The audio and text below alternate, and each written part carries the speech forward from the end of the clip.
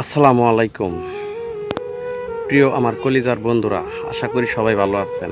আমি আপনাদের মাঝে একটি কথাই উদ্দেশ্য করে বলি যে আমাদের আগে কিছুদিন আগে ঈদুল আজহার আগে যে একটি ঘটনা ঘটলো মিরপুর এলাকায়, একটি রামিসা নামের একটি ৮ বছরের মেয়েকে যেটা দূষিত বলে আর কি সারা বাংলাদেশে জানাজানি হয়েছে, সেই মেয়েটির বিচার কিন্তু আমরা ঈদের পরেই জানতে পারবো। সবার কাছে আমরা শুনছি এবং কি মিডিয়ার মাধ্যমে আমরা জানছি। সেই বিচারটি কিন্তু আমরা এখনো দেখতে পাইনি। আমরা সেই বিচারটি দেখতে চাই। আবার প্রত্যেকটি মানুষ কিন্তু সে কথা আমরা ভুলে যাচ্ছি। ভুলে গেলে হবে না।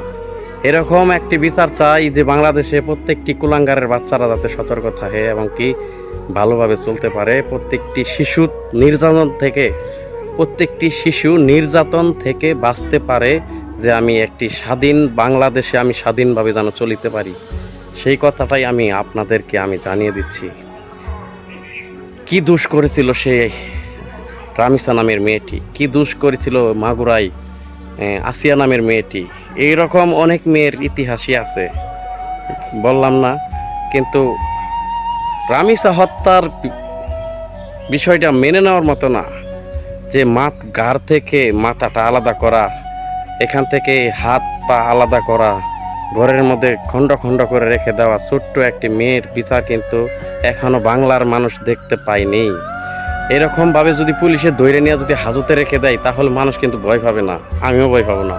আমার মতো যুবকেরা যাতে সব বাংলাদেশের ঘরে ঘরে মানুষ যাতে সতর্ক থাকে। সকলের কাছে আমার একটাই দাবি থাকবে, সারা বাংলাদেশের মাটিতে বিচারটা যত সঠিকভাবে হয়, মিডিয়ার মাধ্যমে হয়, পাবলিকের মাধ্যমে হয়। এই বলে আমার বক্তব্য শেষ করছি। সকলে আমার ভিডিওটি শেয়ার করবেন এবং কি সবার কাছে আমার আশাবাদী থাকবে এই বিচারটা যেন বাংলার মানুষ দেখতে পায়। সে রামিসার বাবার বুকটা যেন শান্তি পায়।